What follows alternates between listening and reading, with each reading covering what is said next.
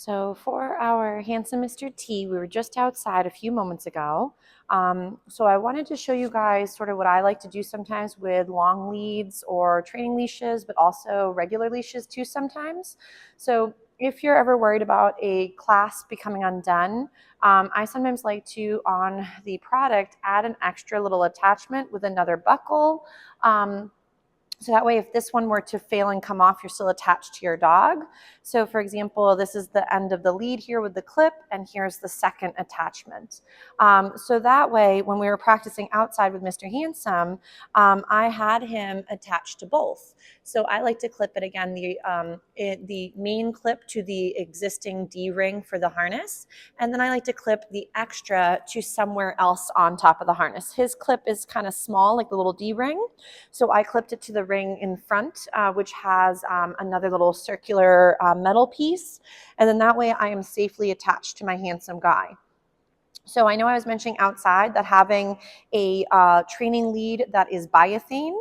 So biothane is a rubber material they put on top of a nylon long lead or training leash.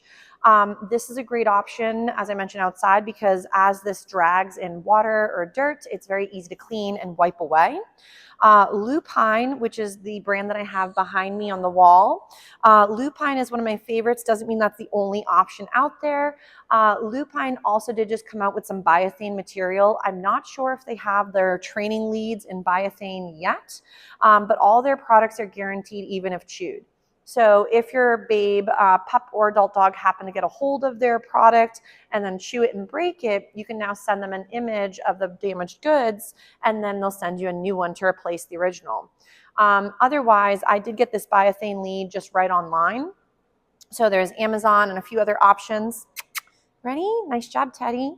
So for Mr. T, we're just going to warm up with a few skills in the building as well. So he is just kind of walking around dragging his long lead, and he's tethered to me.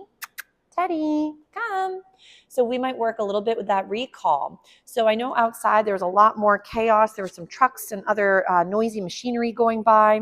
So if, let's say, your puppy's working this in the home, I recommend doing a couple little find its. And then from there, if the puppy just reorients back to you, feed for that.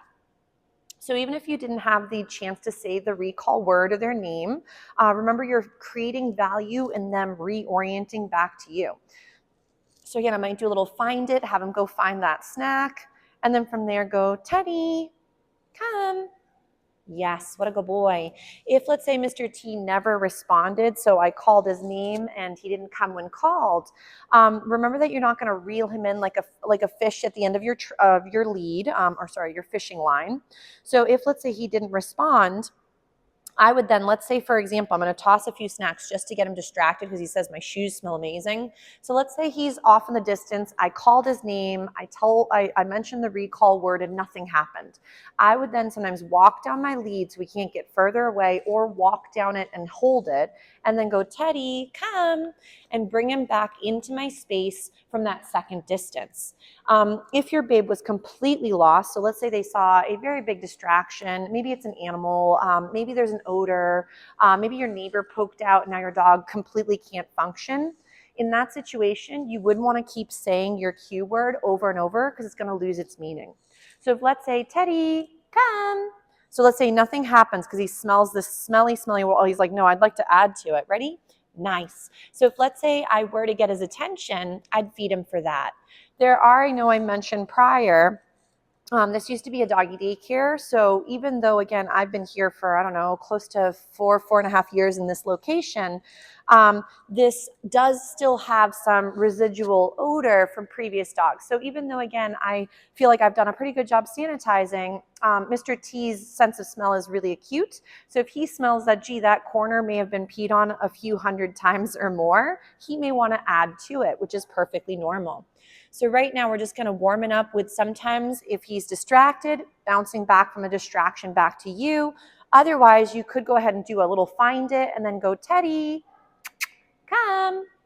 What a good boy. Nice job. So remember too that a lot of times what you're doing is you're just practicing enough reps to get him to feel that there's a benefit to trying these weird skills or behaviors. Nice. So again, little find it, Teddy, come. Yes, what a good boy.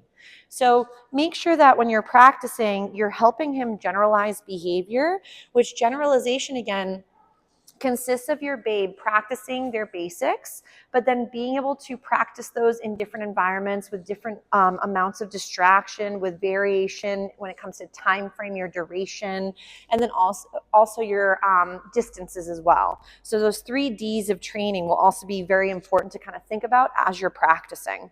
So for Mr. Handsome, he's like, lady, no, your shoes smell delectable. We'll do another little find it, get him to go explore to find that little crumb. And then go, Teddy, come. Yes, what a good boy. You can, of course, still practice a lot of these skills off of gear. So like, let's say right now we're going to derobe him because we are in a safe environment to practice off leash. Remember that in the household could be a very good starting point for your classroom setting. Then maybe your yard, even if it's not fenced, could be a great place to practice, but maybe with a long lead or a training leash, and they might be either attached to you or potentially dragging it, depending on how comfortable you and them are with their recalls. If recall consists of your babe ignoring you and then frolicking in the woods for an extra hour, then I wouldn't let them off of their gear because they're not ready to handle recalls and then also generalize the skill for distractions. So if your babe is, again, having a hard time with something, make sure that their only option is to be set up for success. So gear is your best option in the beginning because those are your training wheels to help your babe learn how to properly do the thing before you let them off and into the environment. So this is, again, a great option, training lead for the handsome guy, and then we'll work another couple skills with Mr. T.